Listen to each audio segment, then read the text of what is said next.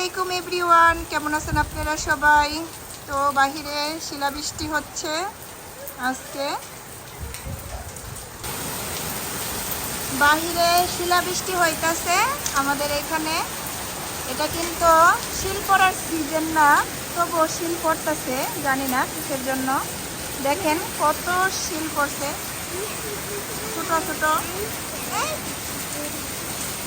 বেবিরা তোমরা আইসো না, এটা এটা ভিজা দেবা, এটা পানি তো। ওকে দাঁড়ায় দেখো। ওহ নো, জিহাদ এটা ধরতে পারবো না বাবা। 2 দিন যাবত বৃষ্টি পড়তেছে, অনেক বৃষ্টি হইতেছে। তো বাইরে যেতে বৃষ্টি, খিচুড়ি রান্না করব আজকে। ওয়েদারে খিচুড়ি যায়। বাইরে বৃষ্টি হইতেছে, তো আজকে রান্না করবো মাংসের তরকারি আর হচ্ছে খিচুড়ি। এটা ভেড়ার মাংসের তরকারি এখানে বসাই দিলাম। বেগুন নিয়েছি, বেগুন করতেছি, ভর্তাও বানাবো আর রান্না করবো খিচুড়ি। এটা একটু তুলে নিয়েছি এখানে। আর খিচুড়ি রান্না করার জন্য এখানে ময় মশলা সব দিয়ে দিছি, পেঁয়াজ ভাইজা। তো এখন চাল আর ডাল দিয়ে দিব।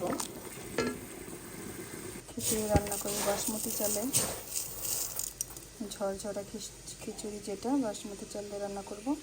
ডালটা দিয়ে দিব।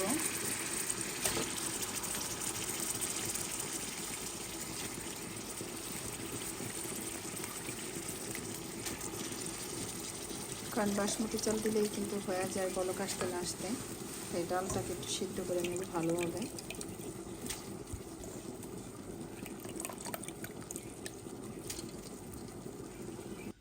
আর ভর্তা বানাইতেছি, এটা হচ্ছে চাপা শুটকি দিয়ে চিচিঙ্গা পাতা ভর্তা। কে কে খাইছেন কমেন্ট করবেন।